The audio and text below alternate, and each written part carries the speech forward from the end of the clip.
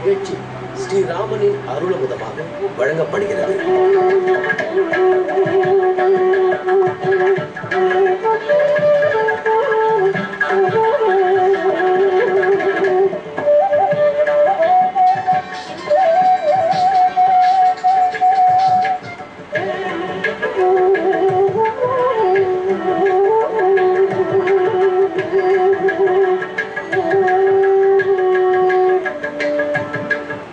ஆபதாம் அபஹர்த்தாரம் தாதாரம் சர்வசம்பதாம் லோகாபிராமம் ஸ்ரீராமம் பூயோ பூயோ நமாம்யகம்.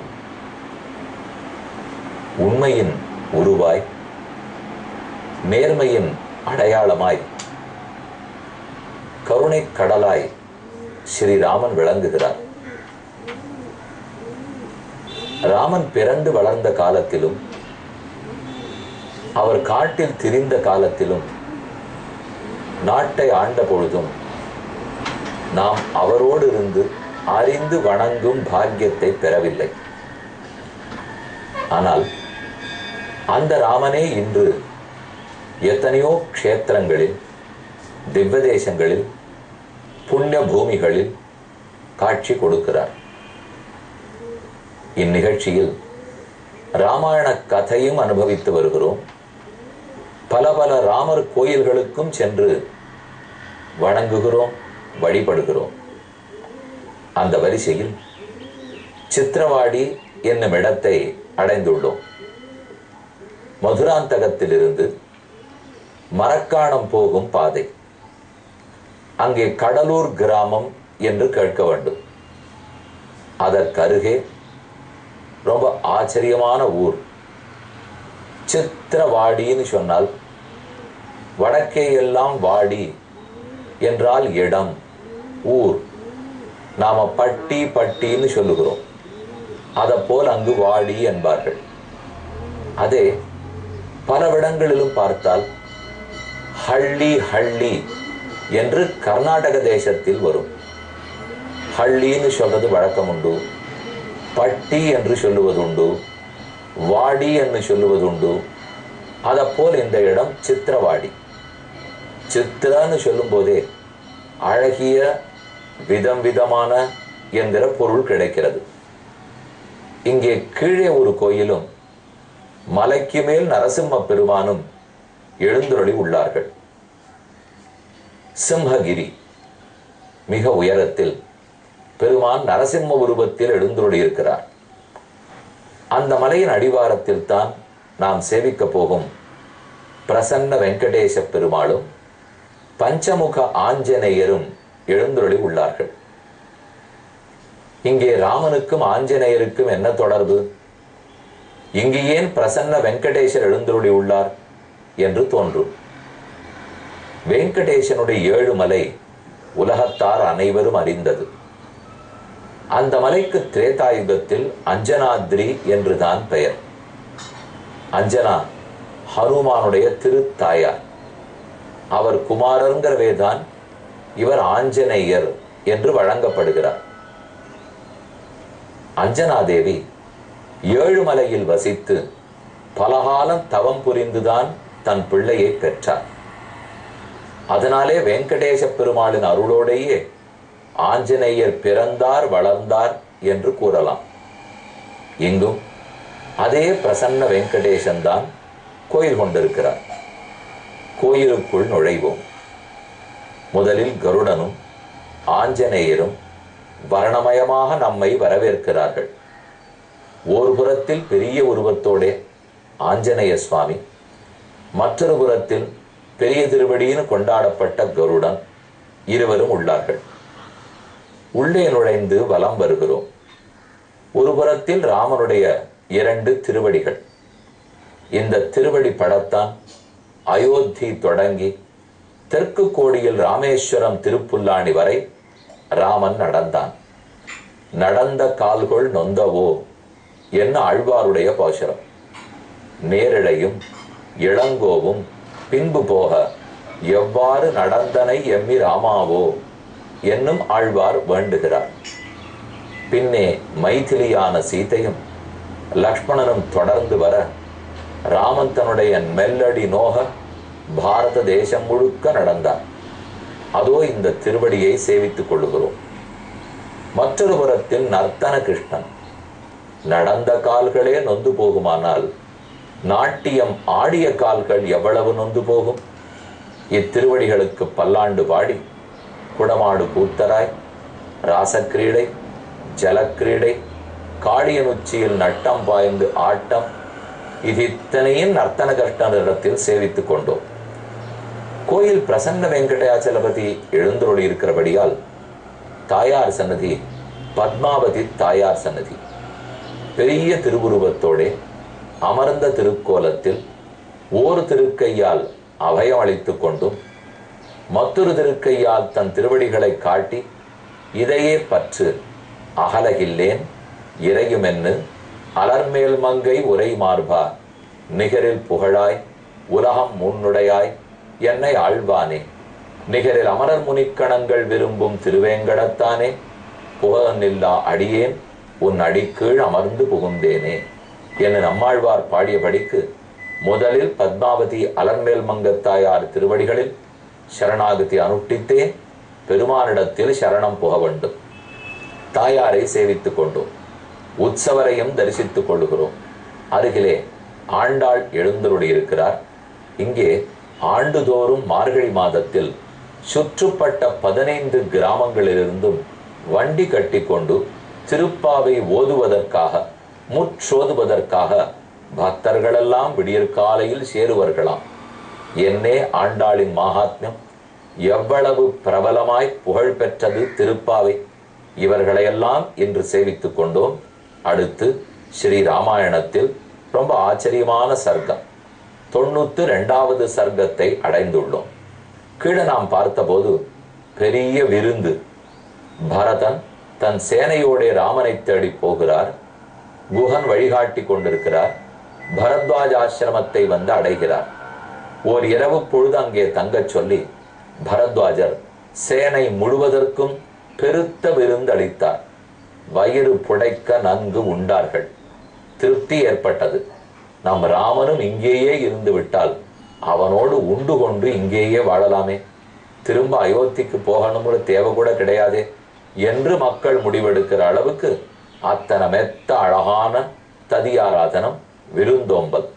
இரவு அனைவரும் தூங்கினார்கள். நிசி நீண்டது. காலை புலர்ந்தது.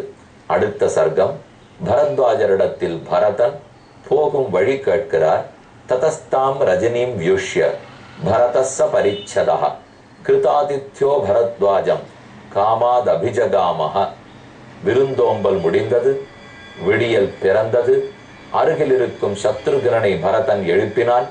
என்ன தம்பி, இன்னும் தூங்கிக் கொண்டிருக்கிறாய்? அனைவரும் புறப்பட வேண்டும். ராமனை போய் தேடுவோம், வா. அப்போது பரத்வாஜர் ஆசிரமத்தில் இருந்து வந்தார். பரதா சௌக்கியமா? இனிதே இரவு முழுதோறும் ஸ்வஸ்தமாக தூங்கினாயா? இந்த கேள்வியை கேட்டு பரதன் சிரிப்பதா அழுவதா என்று தெரியாமல் தவித்தான். பரத்வாஜரே, விருந்தாளிகள் வந்தால் அவர்களை கேட்க வேண்டிய கேள்வியைத்தான் கேட்டிருக்கிறீர்.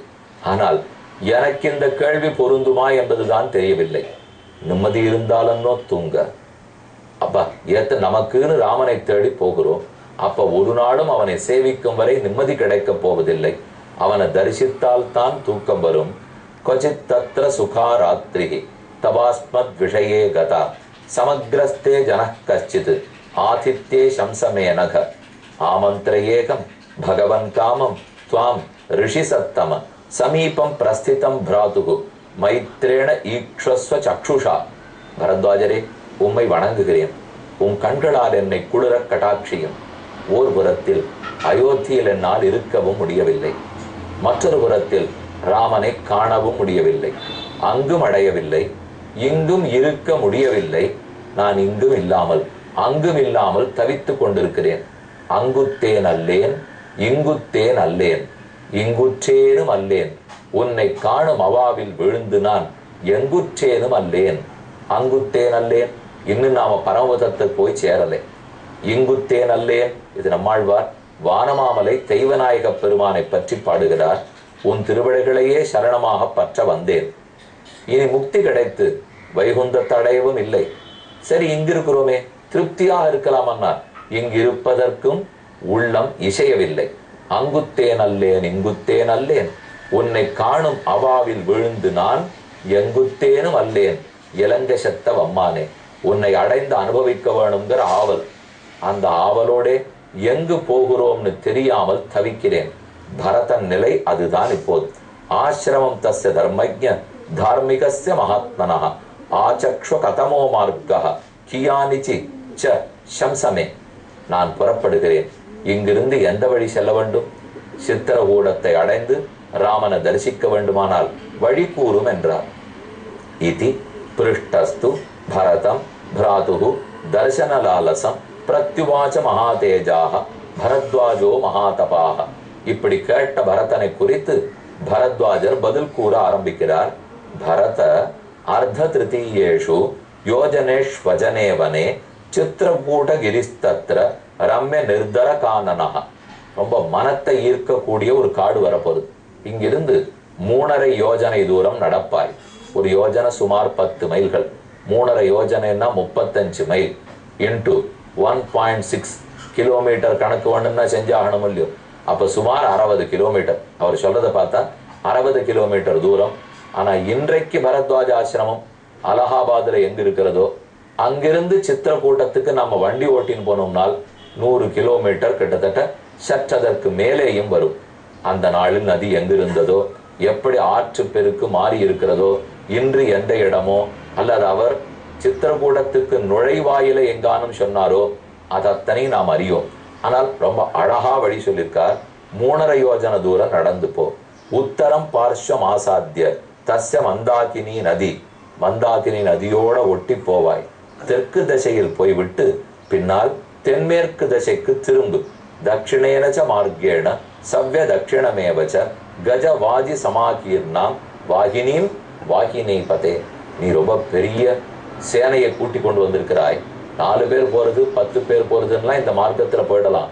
ஆனா சேனையோட போக வேண்டுமானால் அதற்கு தகுந்த மார்க்கத்தை கூறுகிறேன், அதிலே செல்வாய்.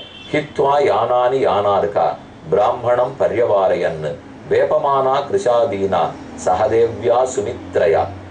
வழியெல்லாவற்றையும் கேட்டுக்கொண்டான். அடுத்து சுமித்ரை, முன்னே கைகயி, அவளுக்கு முன்னே கௌசல்லை. இவர்கள் அனைவரும் யார்? பரதா எனக்கு அறிமுகப்படுத்தி வை என்று வழி கூறி முடித்த பரத்வாஜர் பரதனிடத்தை கேட்க முதலில் கௌசல்லையை அறிமுகப்படுத்தி வைக்கிறான். கௌசல்யா தத்ர ஜக்ராக கராபியாம் சரணவ் முனே வேபமானா அசமிருத்தேன காமேன சர்வலோகஸ்ய கர்ஹிதா. உடனே கௌசல்லை வந்தாள். பரத்வாஜருடைய திருவடிகளில் விழுந்து வணங்கினாள். நான் ராமனை இழந்து தவிக்கிறேன். எப்போதும் எப்படியாவது அவனை பெற்றுக் கொடுக்க வேண்டும். அடுத்து பரதன் ஒத்தொத்தரையா அறிமுகப்படுத்தி வைத்து சுமித்ரை அறிமுகப்படுத்துகிறான். முதலில் கௌசல்யா பிதுருக்கு மகிஷீம் தேவீம் தேவதாமிவ பஷ்யசி. இவன் அனைத்து தேவர்களுக்கும் தேவனாம் ராமன். அந்த ராமனையே ஈன்றெடுத்த தேவி. அடுத்து ராமனுக்கு பின்னே உதவுவதற்கும் எனக்கு உதவுவதற்கும் லக்ஷ்மணனும் சத்ருக்னனும் உண்டு என்று உலகத்துக்கு உணர்த்துவதற்காக பிறந்த சுமித்ரை இவள்தான். இயம் சுமித்ரா துக்கார்த்தா தேவி ராஜ்ஞஸ்ச மத்தியமா. கடைசியா தன் தாயாரை அறிமுகப்படுத்துகிறான். குரோத நாமகிருத பிரஜாம் திருப்தாம் சுபகானினிம் ஐஸ்வர்ய காமாம் கைகேயீம் அனார்யம் ஆர்ய ரூபிணீம். அனார்யாம் ஆர்ய ரூபிணீம். பார்த்தா நல்லவனை போல தெரிகிறாள். ஆனா ஒரு நன்மை இவளிடத்தில் கிடையாது. சுடுசொல் பேசுபவள், பொய் பேசுபவள். பிறத்தியார் வாழ்ந்தால் இவளுக்கு பொறுக்காது. அப்படிப்பட்டவள் தான் என்னை பெற்ற தாய். பரத்வாஜர் தடுத்து கூறுகிறார். பரத்வாஜோ மகர்ஷிஸ்தம் ப்ருவந்தம் பரதம் ததா பிரத்யுவாச்ச மகாபுத்தி இதம் வச்சனம் அர்த்தவித்து. அப்போது பரத்வாஜர் குரலுற்றார். பரதா, உன் தாயாரை இப்படி இகழாதே. அவளால் சிறந்த நன்மை நடக்கப் போகிறது. நானும் ராமன் கைகையை பேசுவதை பற்றி கேட்டேன். கைகையை பற்றி ராமன் பேசினான். என்னான் உனக்கு கூறுகிறேன். ராமனுடைய உயர்ந்த உள்ளத்துக்கு தகுந்தா போலே நீயும் நடந்து கொள். ஏதோ சொல்ல போகிறார், கேட்போம். இந்நிகழ்ச்சி ஸ்ரீராமனின் அருளமுதமாக வழங்கப்பட்டது.